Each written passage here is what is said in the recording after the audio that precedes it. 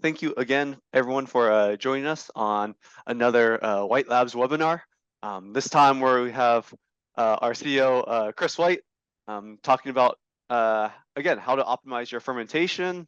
Feel free to leave any questions and answers or comments, and we'll do our best after this presentation to answer them. I know we got some new products we rolled out during CBC, so we'll be talking a bit of why we created some of these products and how they're going to benefit you for fermentation. So, Chris, would you like to take it away? Sure. Thanks, Devin. Hello, I'm Chris White. Happy to be talking to you today from San Diego, California. Welcome to everybody from all parts of the world, probably. Beer is very global. And we've been creating yeast cultures here in San Diego and in Asheville, North Carolina, and Copenhagen, Denmark, to help people make great beer and solve a lot of fermentation things along the way. Because the reason you're all here too probably is just to keep learning. I'm learning all the time how to manage fermentations best, because it's pretty darn easy to make beer, right? But it's actually very difficult to make great beer consistently, time after time, new styles, things like that, shelf life, fermentation speed. And that's the beauty of kind of honing your brewing talents by trying and experimenting and always trying to get better. Because mostly the breweries that make great beer as professional breweries tend to be more successful. That's been true for 30 years that I've been in the industry. And it's not 100%, it's still a business, but it certainly gives you, if you can make great beer consistently, you kind of stand above a lot of other beers out there. And we have a little downturn in craft brewing now and home brewing as well, but I saw that in the 90s, later 1990s, and what happened then was breweries did go out of business, but the ones that made great beer had a better chance of surviving. We're trying to deliver people a quality product. And it's more challenging perhaps than the 90s too, because of the variety of styles that are out there. It used to be that people made lagers, or people made Belgian style beers, or people made this or that, but now everybody makes everything. And that's moved beyond beer into spirits, and other things like, if you decide to make spirits or RTDs, it's a whole bunch of other things, which means sometimes a lot of different fermentations, a lot of different yeast cultures. So let's talk about yeast first, because we're going to talk about some ways to help yeast a little bit, but it all comes down to how biologically active is this yeast, how good is it able to make fermentation, and not one cell is the same as another cell. White Labs yeast is not the same as another yeast, or your yeast you use is not the same as another yeast. It depends on how you feed it, how you grow it, how do you build that cell. Because biologically in this diagram, you can see that sugars enter a cell, but there's so much biochemistry going on that they go in a defined order: glucose, fructose, sucrose, maltose, maltotriose. That just means different genes are being turned on as certain sugars are depleted, and that changes a lot of biological activity inside the cell. And these sugars have to get inside the cell. Then they have to find a nutrient or an enzyme or both inside the cell to do something. So all that timing of the oxygen, the nitrogen, and the minerals coming in at the same time the carbohydrates coming in, genes are being turned on inside the nucleus. And then that glucose is broke down to pyruvate. And in a very low sugar way, if say you were growing bacterial cells or yeast cells for baking or dry yeast, you would grow it very little bits of sugar, and it would all go towards the Krebs cycle. But in brewing, in brewer's yeast, that pyruvate just goes to ethanol. It's not as much energy extracted from the carbohydrates, but it's faster. There's a lot of sugar out there on the cell, and that's how brewer's yeast, Saccharomyces cerevisiae in general, developed to have this Crabtree effect, where the benefit for us is ethanol. Yeast, not really a benefit, but it's just the way this biological process works. And then we have something we can sell. And in that kind of way, also, there's so many other little carbon skeletons going around that are turned into flavor compounds. Not everything goes to ethanol. There's amino acids that need to be made. So from the nitrogen, and even if there's a lot of nitrogen there, yeast are making amino acids, and that offshoots of that are becoming flavor compounds. So flavor is being created in this fermentation. And the way the way a cell is how big the membranes are, how the cell walls are, all of that plays into how it's going to make its flavor compounds and how it's going to attenuate.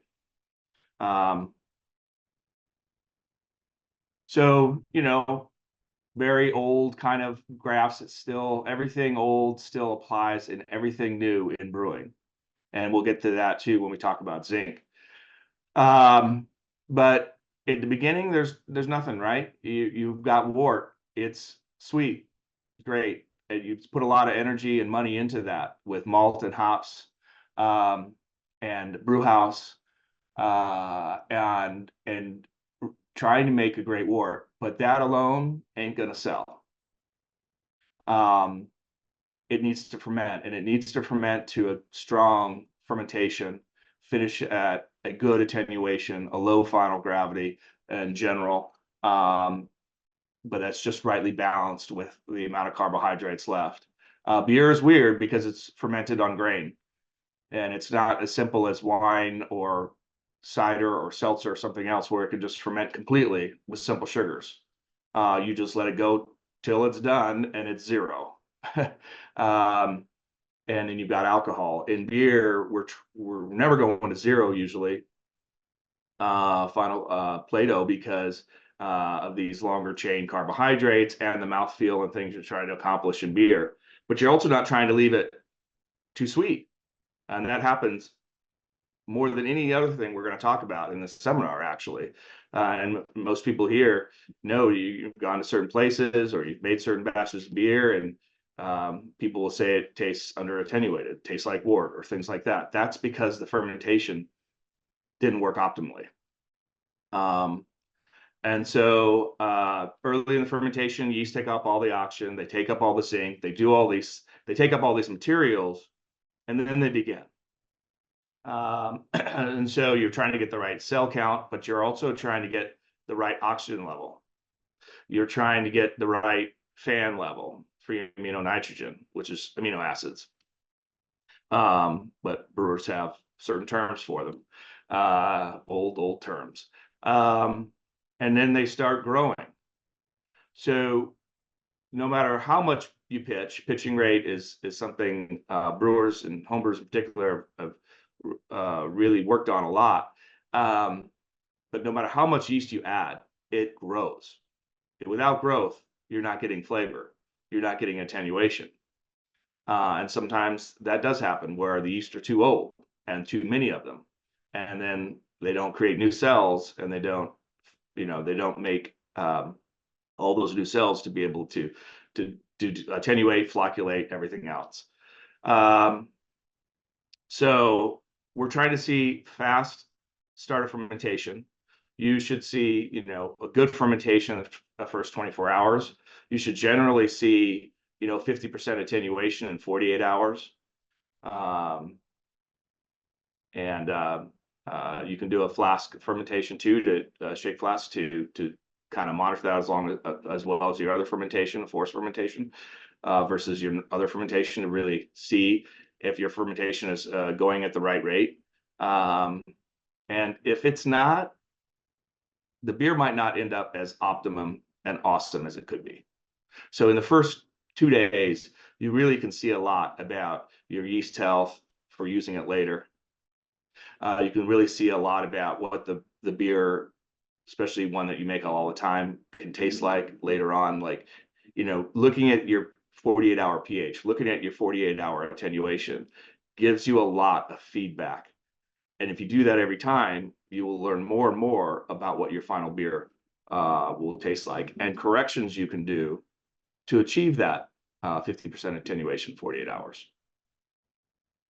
Because all sorts of reasons things don't happen like you want to, because this is biology, right? You put it all together, you hone your craft, and you put it all together, and the better that happens, the better you train other people to do it, the more it'll happen consistently. So again, we talk about yeast, but what do yeast need? They need the carbohydrates. Okay, that's your mash, and what your grist was like. A lot of things you can control on that hot side, but then some things a little out of your control. The amino acids, the minerals, the vitamins, and the oxygen is something you are manually adding to fermentation.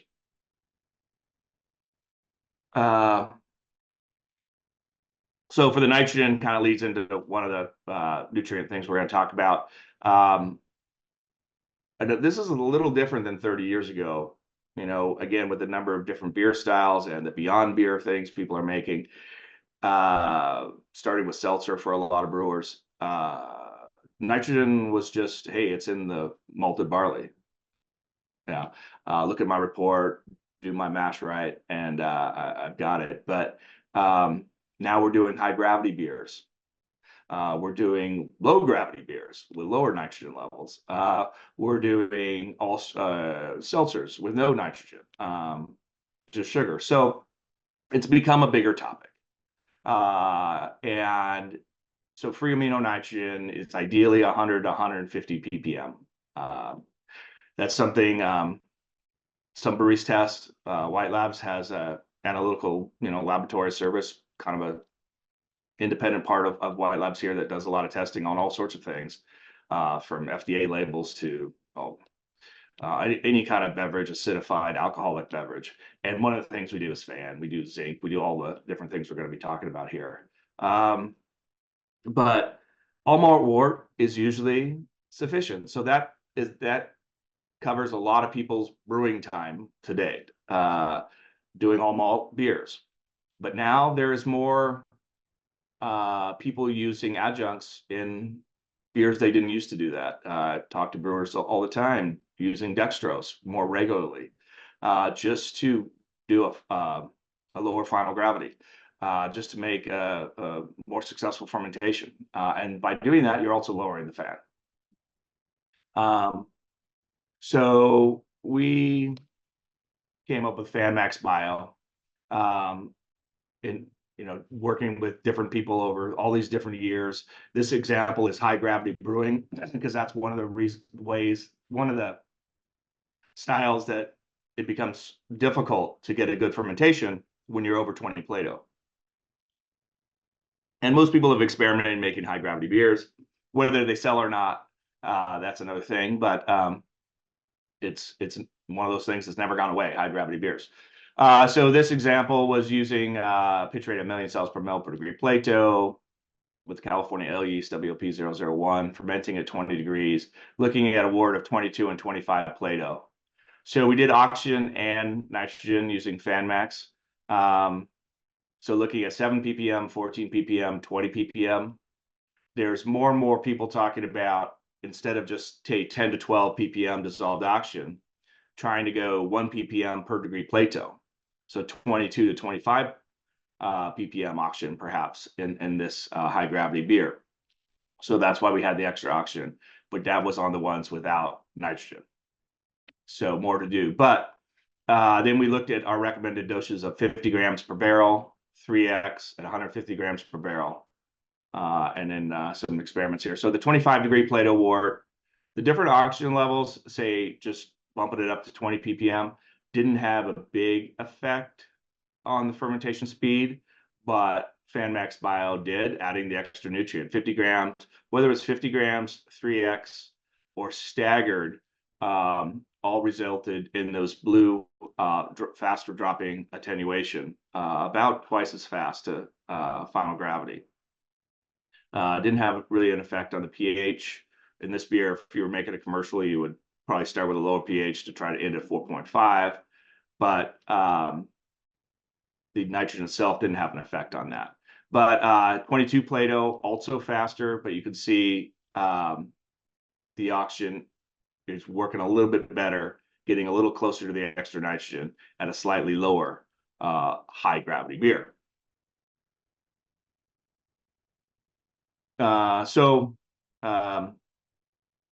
There's lots of other applications for FanMax as well, but you can see that if it's something to think about, tying that nitrogen level to fermentation speed, because yeast, again, are taking up amino acids. They've got to make new cells. New cells, the best plethora of new cells leads you to the best attenuation. And one of the things at high gravity is it's hard for yeast to grow under that much carbohydrate. It's just not what they've been trained to do for the last hundreds of years. It's harder for oxygen to saturate that wort. That's why it's helpful to measure, because it takes a lot more input of oxygen to get solubility at that higher gravity. And it's harder for yeast to do all of that metabolism to make those new cells. And there's more carbohydrate to eat. So Seltzer Max is also something with nitrogen, organic and inorganic nitrogen, because one of the things people, if you were part of the group of the early days of seltzer coming to the ability for brewers in the United States and other countries to be able to make, because it was sort of in this gray area in the United States of like, well, it doesn't have malted barley, but I guess brewers can make it and winemakers can make it, so it got, in the one hand, it was something that sort of annoyed some people in the industry, I think, because it wasn't beer, but it was something we could make that people wanted to drink. Kind of coming off the hazy aspect, where it created a lot of hardcore customers, but it probably also created a lot of people who didn't like that, didn't see anything else to get, maybe went to seltzers. And also less calories and all of that because of the less carbs. Anyway, it was a difficult fermentation because it was just sugar. And so people were saying, hey, what yeast strain works best for this? And well, all yeast strains, California ale yeast to specialty seltzer yeast and things, will ferment very well if they have the right nutrient profile. And one of the things completely missing is the nitrogen. So you just want to do it at a rate that doesn't add too much flavor. So when I showed that FanMax Bio example, for example, using 3 times as much, we could taste it in the sensory. And there's no reason to use more, because you could see that the 50 grams per barrel was the same fermentation speed. So that's what a lot of people are looking for. That's how we designed Seltzer Max for, as well as not to add the off flavors of that nitrogen to beer. And that's one of the things about using just all inorganic nitrogen, DAP or something else. It can get kind of flavor. That flavor comes through, and that's why adding biological nitrogen that's part of amino acids and things like that is more helpful for flavor, but a little more expensive. And ultra firm is something we've also had out for a while, but I think it's important to talk about because it has a broad range of applications. And this can be, you don't have to use ours, right? There's lots of glucoamylases out there, but we make a nice one and in the lab, and it's ready to go into the either the wort, in the fermenter, basically, or in the mash tun. So ultra firm, you have kind of a couple of options way to use it. And why it's important is low calorie is important. That's the whole Beyond Beer movement and the whole interest in NA beers right now. They're a new class of NA. They're lower carb, lower calorie. And when we talk about younger consumers and wanting them to like our products, that's higher on their list. When I first started seeing people drink seltzers a number of years ago, I would ask them why, and they'd say it's lower calorie. And lower carb is why it's lower calorie. So you can do that with lots of different beers too, by adding ultra firm or different glucoamylase. That'll break down those branched dextrins, and yeast will be able to consume them instead of leaving them in the beer. That's how dry beer, light beer, excuse me, with Miller Lite in the 1970s started. You don't have to do an enzyme process. You could do a 3-hour mash that other companies did at that time. But you still don't get as low a carbohydrate, a lower final gravity as you will with using an enzyme. It's just an enzyme that yeast don't have. So they become more fermentable.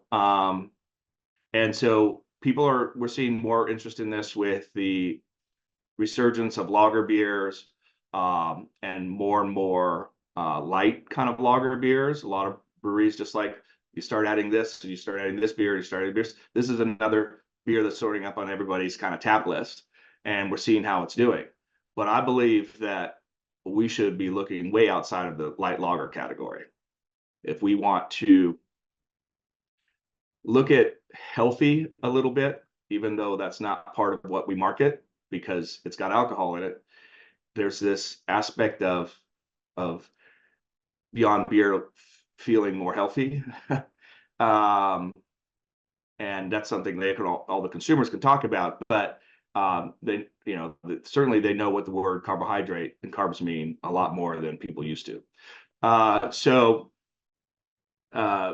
we could make a lot of our beers, especially something with hops would be nice, because we found that in craft brewing, IPAs became 50% of craft beer sales.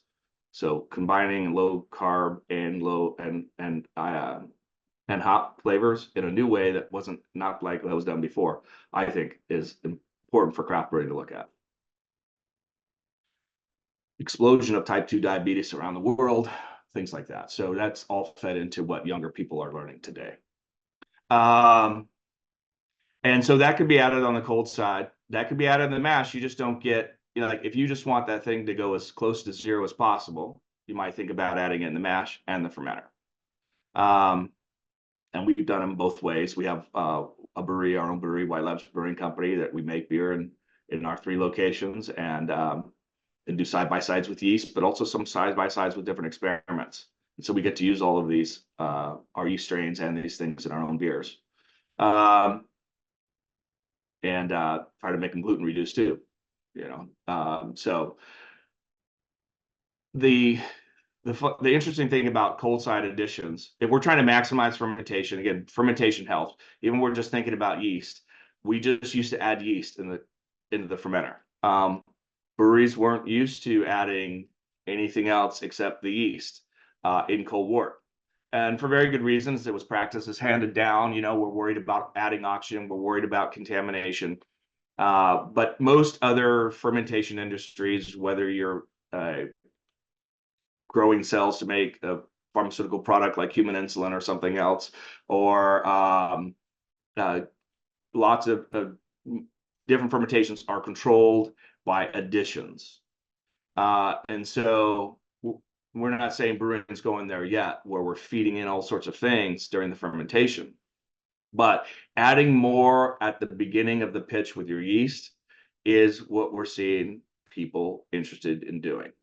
So we're just trying to help with that.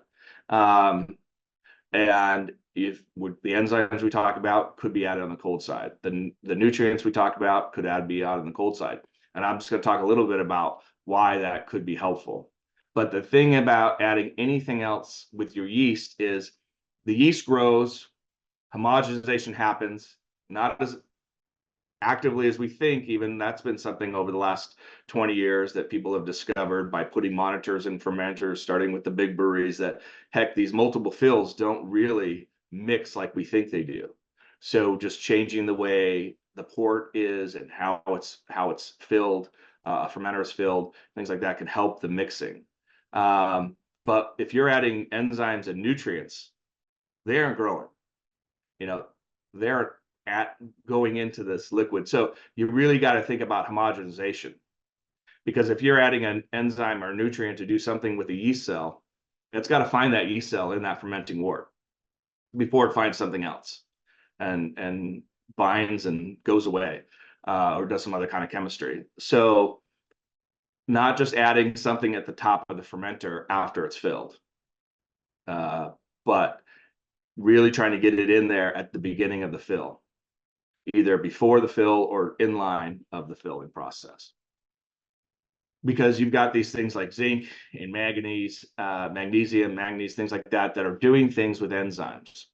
So just focusing on zinc for a second, ethanol gets made in the cell, alcohol dehydrogenase, from pyruvate to pyruvate decarboxylase, we make acetaldehyde. You don't want acetaldehyde to sit in the beer. That's not going to taste good, and we're going to lower our ethanol yield. So you need alcohol dehydrogenase to quickly move it to ethanol before that acetaldehyde does something else. So that enzyme, though, has to find that acetaldehyde, and zinc already has to be bound to the enzyme, or it has to be in the active site. So it's not even just sort of about that's why the addition is so important, because it's got to get to a yeast cell. And then it's got to be able to help the chemistry. A lot of enzymes are metal dependent enzymes to do their chemistry, transfer the electrons, and zinc and alcohol dehydrogenase is one of its examples. So zinc has been around. It's not a new topic. I mean, it's when I started, again, 30 years ago or so in the industry, that's what people talked about at technical conferences, was zinc. And putting zinc in a fermentation helped out.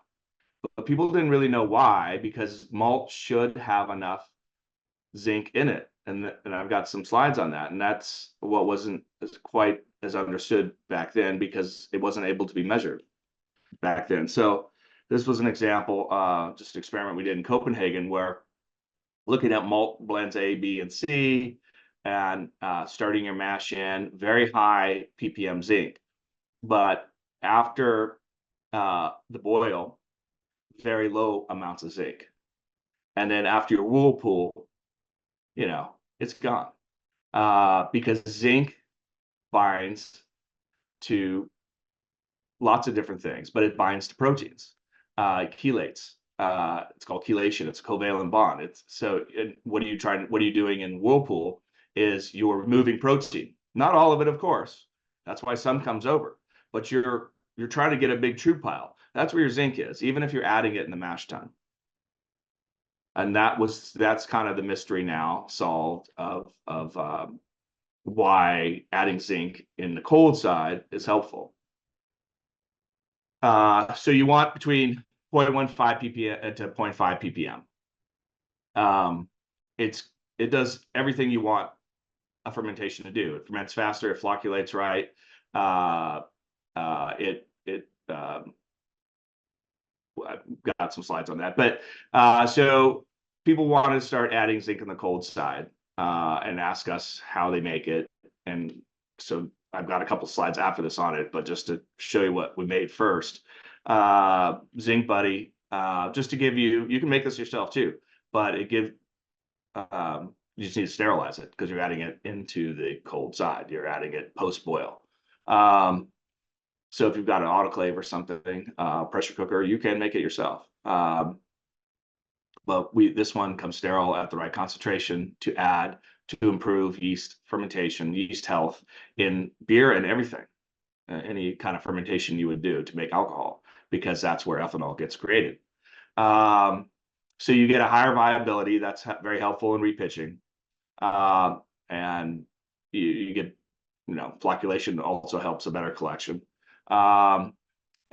It increases the attenuation a little bit if you get the zinc right. And some brewers have had to kind of modify their malt bills a little bit, seeing the improvement in attenuation, but maybe not always wanting it. but then you use a little less malted barley and a little less expensive. Beer reaches terminal gravity faster, clarifies faster, and also faster hop creep. If you're trying to hold a beer for hop creep, that's why it's kind of back new in talks and why people have been looking to add it, because of the diacetyl pickup from hop creep. And that's why we're going to talk about diacetyl too, because that never goes away. New styles create new opportunities for the off flavors and problem solving.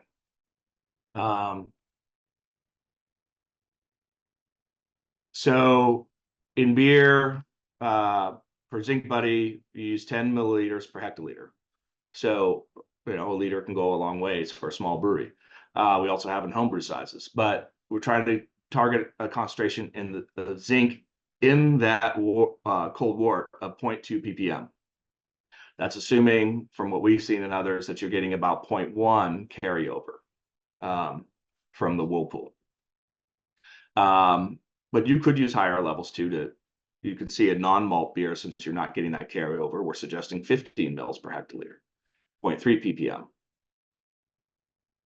And so your ideal is still with mineral zinc 0.3 ppm. 0.5 works the best. I'll say how you can get there in a minute, but with mineral zinc, that tends to lead to some off flavors. So Heretic did this in California a long time ago, after Jamil Zanishev and I wrote the yeast book over 10 years ago. They wanted to look at zinc. So they started adding it in the cold side, as other breweries started. We didn't invent that, but we're just trying to help. People started looking at trying to add it on the cold side. So they made their own in 250 ml bottles, and they were able to add 1 bottle per 30 barrel knockout when pitching the yeast. And then all of a sudden, all these little fermentation problems went away. High gravity beers, attenuation times, repitching issues that just creep up once in a while, especially over multiple people working in the brew house. It's not just one person usually doing everything. So you get some inconsistencies. This just brought everything more consistent, and they were just having fun again fermenting. Everybody was smiling, and it was really simple, right? Saccharomyces is something we did work with Lallemand over 20 years ago, in the early 2000s, based on all those conversations I was having with people with zinc. Well, how can zinc get into the wort better? And there were some people at Lallemand working on it too. And so we were the first to release Saccharomyces, which was a biological form of zinc, because the yeast culture was grown up in the presence of zinc. And you can see on the left that zinc is bound to the yeast cells, where on the right with mineral zinc, it's just a big proof. And so the yeast that was in the zinc that was in Saccharomyces would be, even though those cells are dead, would be transferred to living cells. So the cool thing about Saccharomyces is you could add it a little easier to add. You add it in the end of the boil, and most of that zinc will make it through the whirlpool because it's in yeast, not bound to trub. And then it would supply that zinc into the fermentation. And you can get 0.5 on the biological side. So you still get faster fermentations with Saccharomyces than you would mineral zinc, even on the cold side. But over the years, not everybody's using it, right? Maybe it seemed expensive or different, or for whatever reason. We're not the only ones selling it anymore, but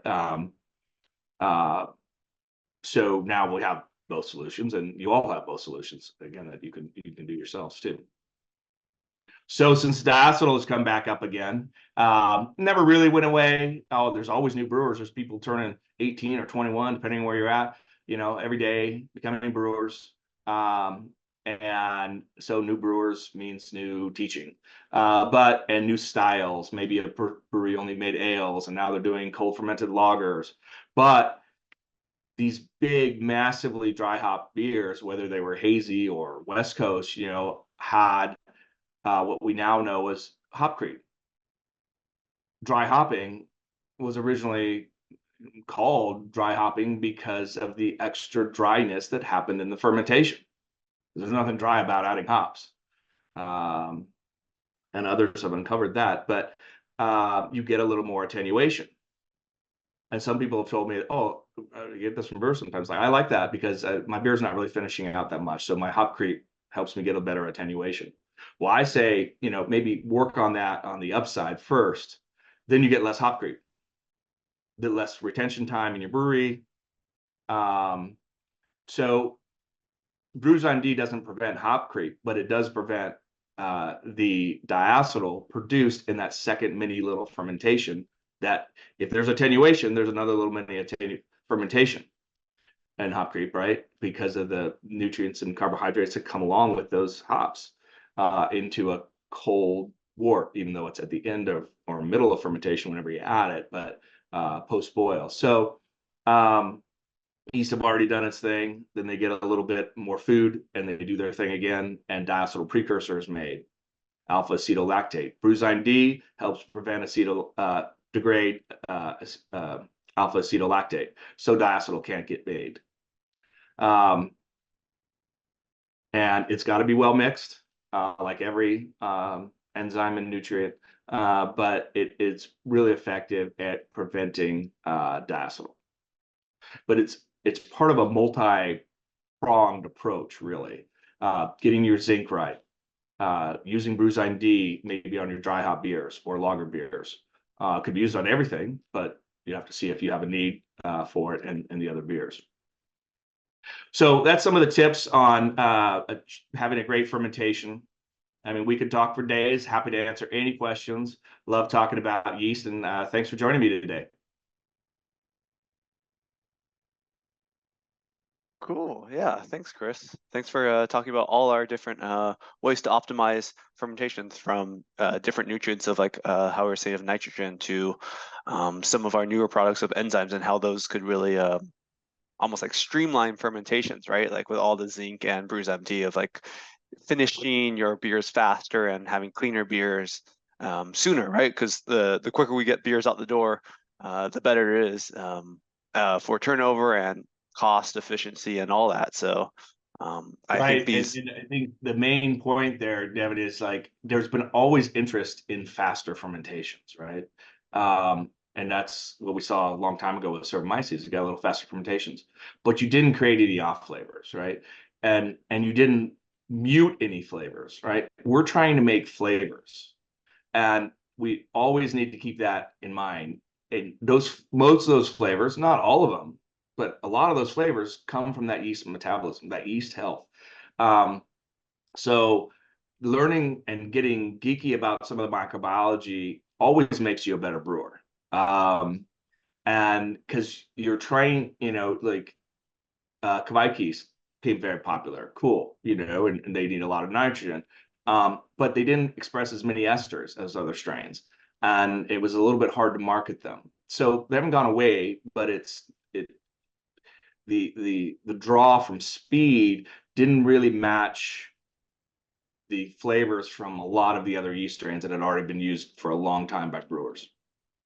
Yeah, right. Like the best way to optimize flavor is not only optimizing fermentation, but choosing a different strain, right? That could completely make a whole 180 in the overall mouthfeel, color of the beer, and like what you're saying, the whole flavor profile could just change just from picking a different yeast strain. Yeah. Cool. I think we have a couple of questions in our box, and I think we'll go over them. So I guess, Chris, the first question would be, why does my lager not start showing fermentation until about 72 hours? I used liquid yeast at 50 Fahrenheit. Yeah. That's a long time. You're probably making good beers because nothing else is really growing at that temperature, but that's still a long time. Lager yeast don't grow well at 50 either. So you need a lot more. That's why pitching rates are, 2-3 times generally as ales. And we say 50 to 55. A lot of people are at 50 or lower, but that even gets colder. And so you really should have the same kind of lag time as an ale. It can be a little bit longer, but that's a pretty long time. Um, I would look at, how much yeast you're adding. If it's White Labs yeast, we know our yeast is at 2.15 billion cells per mil. So we have a calculator on White Labs on yeastman.com that you can put in gravity, because there can be different gravities too that also impact that temperature, and then tell you how much to use based on our recommendation. But it also shows you millions of cells per mil that's producing. And then you can also go to a customized button there, advanced button, that you can do a dial, a little yeast dial, it tells you millions of cells per mil per degree Plato or millions of cells per mil.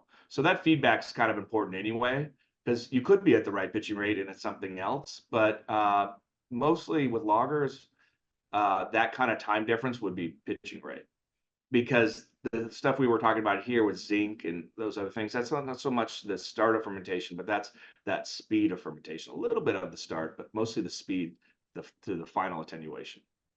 Yeah, and then something else I would like jump off on is right, like Chris was saying, it's a slower growth rate, so you would need higher pitching rates, but also just visually, it's really hard. A visual indication of fermentation is not always your best bet. As we know in the lag phase, one of your best bets of what's going to start fermentation is that drop in pH, right? A drop in pH is seen before a drop in gravity ever happens. So that's a nice cue card to say like, oh, my fermentation has started. Is my pH of my beer already dropping? Or if not, yeah, that could be a sign of like, hey, how viable is my yeast? What's my pitch rate? And other factors. But a good indication of fermentation is a drop in pH in that lag phase. Yeah, a brewer just told me in the Midwest that they got really, nerdy about pH, checking pH everywhere, and they started making better beers because pH can tell you so many things, and it's talked about a lot. But like they actively went to say, let's just measure it all the time on the fermentation and the tanks, packaging, and more people are talking about trying to keep your pH. The FDA standards of 4.6 or below, so 4.5 and below was great. And they found their beer was tasting better. Nice. All right. I guess our next questions, we have a couple of Zinc Buddy questions. I guess for this first one, I'll answer. It's pretty much with Zinc Buddy, they're a home brewer, but they're using the Pro one currently. They're opening and using it several times. For the Pro one, we would just recommend using aseptic technique and all that, but be on the lookout because we are also trying to soon release our homebrew version of our Zinc Buddy. So that way it's easier for all you homebrewers out there. That way it could just be a open and toss into your 5-gallon ferment versus trying to use that 1 liter, because again, the main thing we made for these pros is trying to have a sterile concentration of Zinc Buddy. So the more times you open it, the more times you are risking contamination and other things if you're not using proper aseptic technique. So be on the lookout for the homebrew version. Don't dip your finger in it, but the aseptic technique, like a lot of things on the cold side, the better practice you have there, the better shelf life of a lot of things in brewing. But we try to replicate everything we do in on the pro side and the homebrew side. I think there's a natural marriage there of hobby brewing and commercial brewing. Many people started with hobby brewing, like myself, and I just think it's an important thing that we've got to keep going with, because even if you weren't a home brewer and you just cared about commercial brewing, like, hey, it's better for craft brewing if we have an active homebrew enthusiast group that wants to make better beer, that wants to talk about beer, that wants to buy craft breweries beers. Going off on Zinc Buddy again, they also asked about, with zinc being so sticky, would the addition of Zinc Buddy ever adversely affect the use of clarity from our brewers' Clarex? I think that goes back to how Chris was saying, mixing and homogenizing these samples is very, very crucial. If you end up adding them at the same time, yeah, it's pretty much a arms race of who gets it first, the clarity firm or your yeast cells. So Yeah, it doesn't affect clarity firm too much, but it affects the zinc, right? So we have done some experiments where we put them all together in a bottle and added it with the yeast, and then our zinc was gone because those are proteins, right? And it's sticking to them. So, it didn't affect clarity firm's activity, but it did affect the bioavailability of zinc. So kind of add zinc buddy by itself, add the yeast by itself. It'd be cool if it could all be together, but like that's why you have to add it separate, because if zinc, there's zinc in our yeast right now too, but like it's not enough to populate a whole new population. It can't be, because yeast would keep it all to themselves. And that's why it's got to be well mixed too, because yeast will take in a whole bunch more than 0.3 ppm. 0.3 ppm is to kind of get this dispersion so all the cells get the right amount of zinc.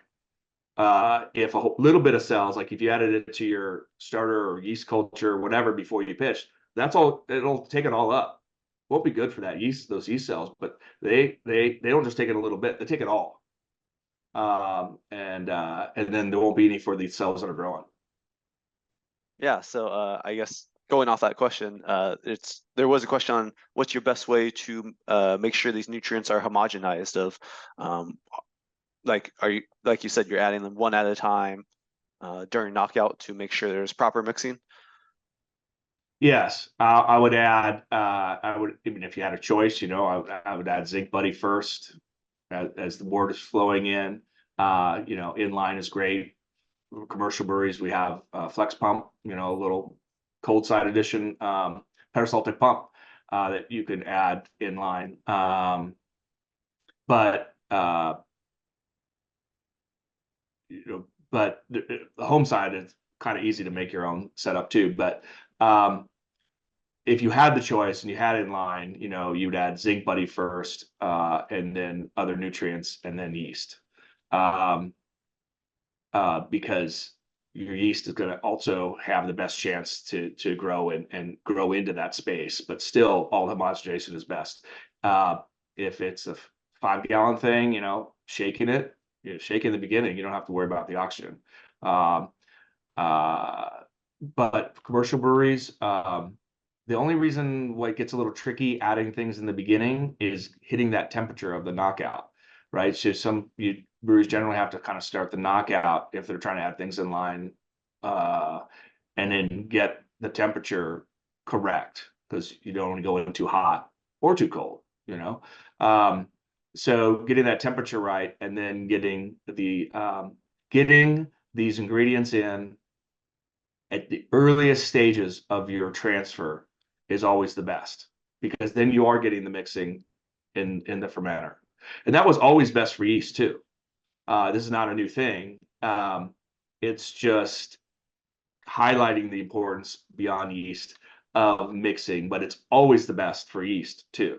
We noticed when people started using the flex pump, for example, just rather than just adding the yeast into the fermenter, they were getting faster fermentations just from that mixing, of inline mixing from wort to fermenter. Cool. Yeah. So mix, right? That's the key. Make sure everything's homogenized. I find that always funny, of like, let's make sure we homogenize our yeast slurries before our cell counts all the time, right? Yeah. Oh yeah. Very, very tricky actually. It takes the skill people develop here, right? Yeah. Because we're dealing with yeast slurries, we're dealing with cells and cultures and billions of cells per mil. Much harder to homogenize than when they're growing in the millions of cells per mil range. Yeah. Another question, Chris. Do you have a preference of which way of getting zinc is the most effective, Servomyces or Zinc Buddy? Do you have a preference between the two? I think, and we've done these tests too. Servomyces still works the best, and it's actually easier to use because you just add it in the end of the boil, and that zinc is retained through the transfer. It's just more expensive, and so I think that's the only detriment. But it works the best, yes.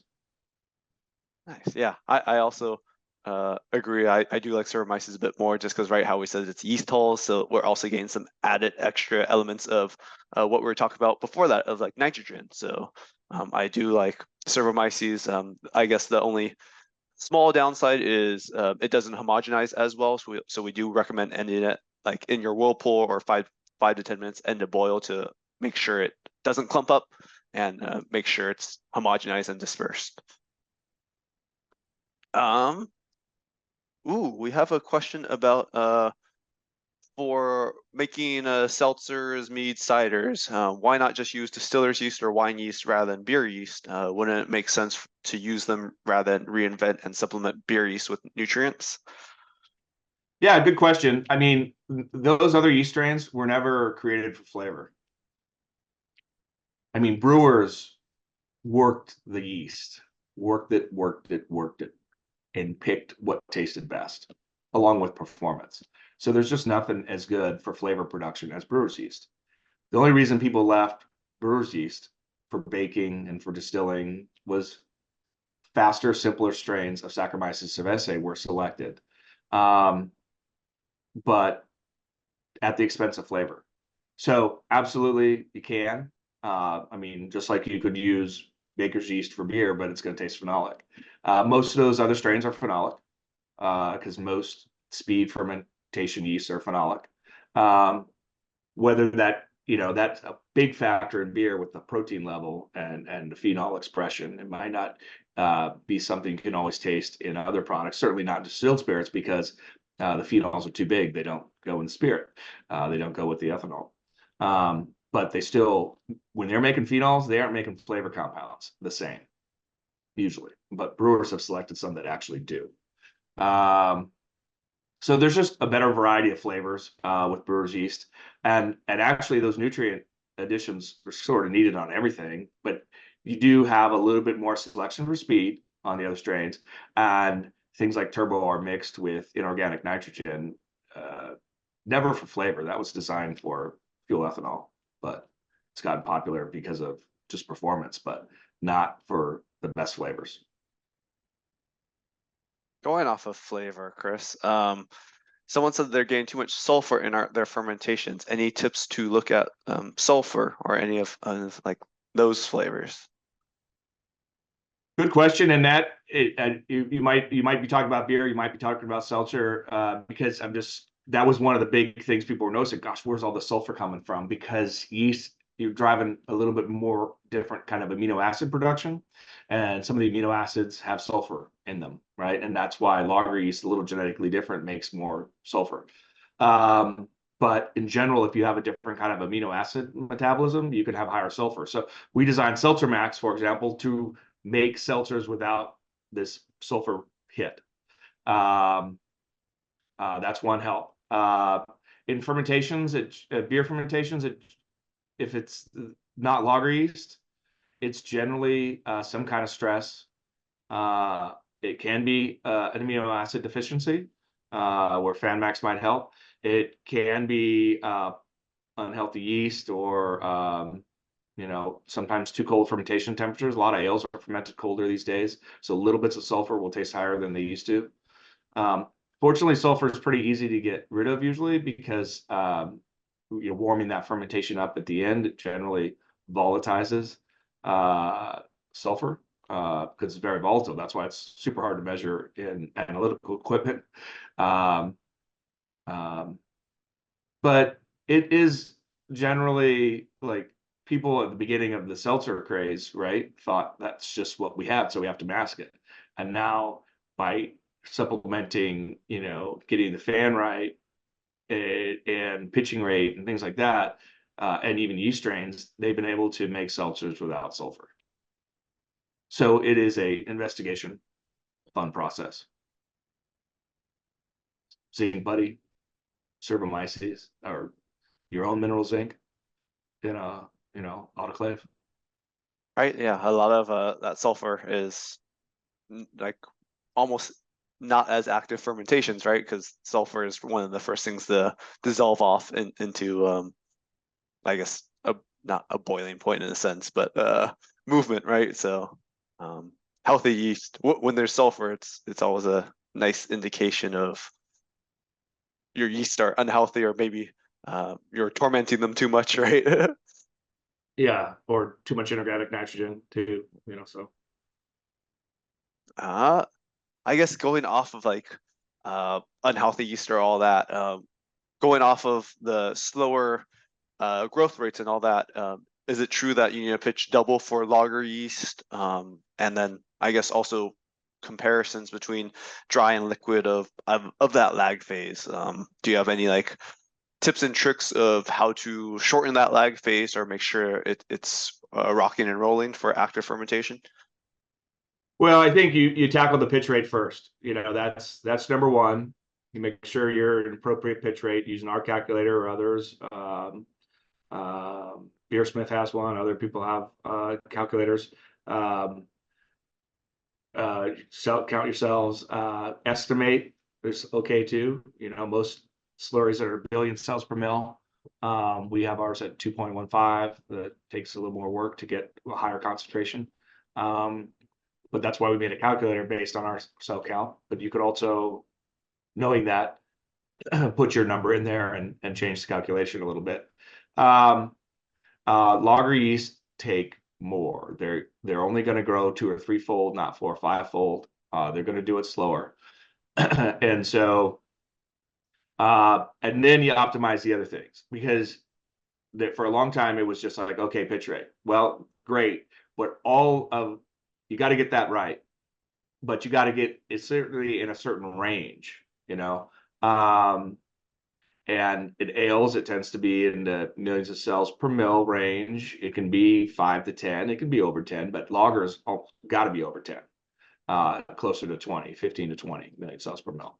So, and then it's about, is your zinc right? Is your oxygen right? Is your fan right? All three things that were really hard to measure before. And still most craft breweries and home brewers don't have apparatus in the breweries to measure it, but of course most mid-size and larger do. But no, since we weren't able to measure those things in the past, it's super hard to control. Okay, even for oxygen, I'm adding oxygen, I'm seeing bubbles, but that's not actually telling you the solubility that you're getting from that oxygen in that wort, from going from the gas to the liquid phase. That can only be known by measuring it. And brewers that are able to measure it now have really dialed it in. And that's why people went from kind of 10 to 12 ppm or 8 to 12, or 8 to 10. You see different numbers even on our stuff about what's optimum, by measuring it and learning how to manage dissolved oxygen. I think it was starting with New Belgium, maybe others before that, saying, hey, we like 1 ppm dissolved oxygen per Plato. And it kind of makes sense. Brewers are already doing that with yeast, to kind of control, and the amount of yeast you add are similar to the amount of oxygen you add, because it's what leads to growth. So they're almost the same conversation, but for a long time it was just pitching rate. But now we can measure these things. We can dial in oxygen, zinc, and amino acids. Fan. Nice. I guess I believe there was a question about oxygenation. Let's see. I have a 1-barrel system with inline oxygenation, but not a method to inline nutrients. Can I add it to the kettle immediately prior to knockout? Also, can you recommend a manufacturer of an inline nutrient system? Well, the only one I know of really, the inline, I mean, when we made the flex pump, I don't think there was really anything out there, that sort of affordable peristaltic pump for brewing. And there's people probably made their own things, but that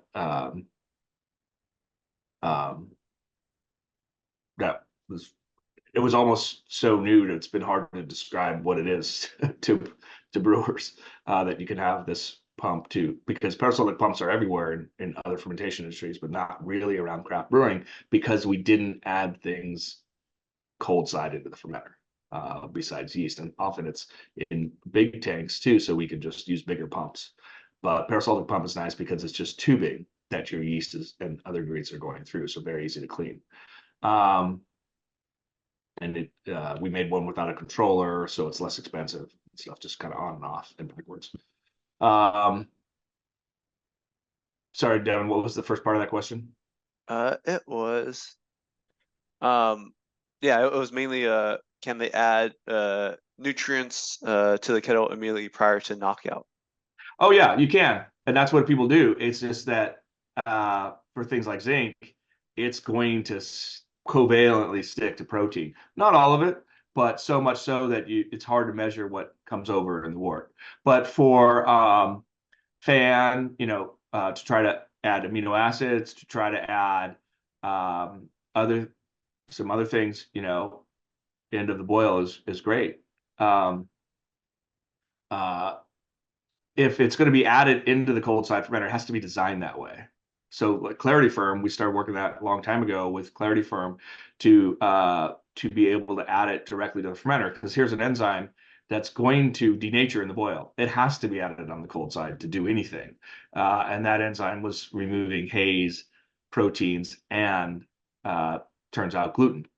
And so that's pretty popular in home brewing too, because of the way settings work where somebody doesn't want gluten. So that one early on we've been offering for home brewers, but it taught us about mixing, because somebody's trying to make a gluten reduced beer, and we also measure gluten for people in the lab, the analytical lab services, and sometimes it can be inconsistent. So why? Well, it came back to mixing and how maybe somebody else in the brewery added it to the top after because they forgot. That actually happens a lot.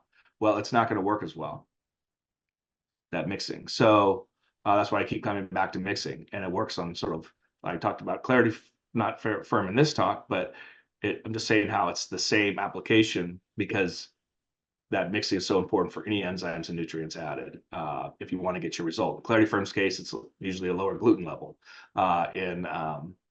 In Zinc's case, it's getting that fast fermentation of those big healthy cells. Chris, going off of that mixing, what about Brewzyme-D for dry hopping? How would you recommend getting that to homogenize when adding hops, like through the top port, or like how would you try to mix So that? what I'm hearing too is people are to just be careful on their dry hop beers. They're adding it at the beginning of fermentation, and they're adding it at dry hopping. That's the feedback I'm getting. And so they're kind of hedging their bet that because if it's added, a lot of people are dry hopping, especially in the beginning, a little less now, but just adding the dry hops in the top of the fermenter. That leads to higher oxygen levels. That leads to a bigger hop creep. So that's really never the recommended, but it's what some people have to do. But if you can circulate your wort through your dry hops, that is much better for reducing oxygen input, which is going to reduce oxidation of your beer and reduce the yeast potential to ferment anything. And then that's the place in that recirculating loop where you add Clarity for, I'm sorry, Brewzyme-D. A lot of alphabet here. I guess we have time for one more question, Chris. I guess slightly off topic, but there's just a general question about yeast packaging. When they see the expiration date, can I assume the production date was 1 year prior? But I believe, right, it is not an expiration date, is best before, correct? On yeast? Yes, on our yeast packets. Oh yeah, well, yeah, we if you go to our none of the yeast on the liquid yeast is a year, but anyway, it could be something else. Yeah, one of the cool things we did on these new yeast packages, none have it has a label, is the QR code. Now, there's a lot of QR codes that go to nothing or to information. This is actually goes to, it has a few options, but it goes to the QC sheet from this lot. So you can see a lot of different information. and that's not on here. And it has more information about the yeast and things like that. But I think it's always good to go to your QR code and screenshot that QC sheet. And it has, I want to keep doing that, adding it to everything from traceability to origins and information. Yeah, and then Calculators. I would also say is going off those like the new PurePrix next generation packets, you could see the perforation. So we did some tests on viability and the longevity of some of these strains. What's nice about these perforations is they allow degassing, right? CO2 is toxic for the yeast, so we did see longer viabilities of 5 to 7 months for these packages. I know anything that comes out of our own like facility, we're producing new and new strains almost pretty much every day. So we're trying to our turnaround and even although our lot says certain, we're technically dumping our yeast if it's not the freshest thing possible for you guys. So anything Oh coming yeah, I from mean, us. there's lots to say about that. I mean, we've been working hard to make liquid and dry yeast strains that have the longest viability. The whole part of PB&G here and that perforations and the way it's grown and not packaged with oxygen, not filled, is that it's created the longest shelf life you could have for liquid yeast. A delivery system that's patented. So trying to make great cells, but trying to keep them in great health. It's a challenge. We have a lot of different strains. It's not always perfect, but it's been a long journey to really make the best package for yeast you can, which becomes delivery with the cap and the flex pump for other people. But keeping CO2 out. It's toxic to us. It's toxic to yeast, right? Keeping it out of the culture itself in this flexible film and the double layers really has helped us extend the shelf life for a long, long time. So just part of what we've been working on. Yeah, freshest yeast and healthiest yeast possible for you guys, right? We want to make sure it rocks and rolls and does what it's supposed to do, like what we talked about. But I guess to wrap up this presentation, again, thank you, Chris, for telling us about not only, right, we're getting fresh and healthy yeast, but they're still a living organism. So there are still ways we could optimize these fermentations, right? We want to train them to make sure they do the best they can for these fermentations. So thank you again, everyone, for joining us. We will upload this presentation on our YouTube page. Please follow us on our Instagrams as well as our YouTube to keep up to date for our latest information. And I hope everyone has a good rest of the day. Chris, do you have any final words? No, thanks. It was fun talking to my screen. No, I hope everybody had a good time here. It's not as much in-person stuff still today as it used to be, but I guess this is kind of cool that we can all easily get together and talk about fermentation, my favorite thing, one of my favorite things to talk about. Awesome. Yeah. Thank you again. Take care.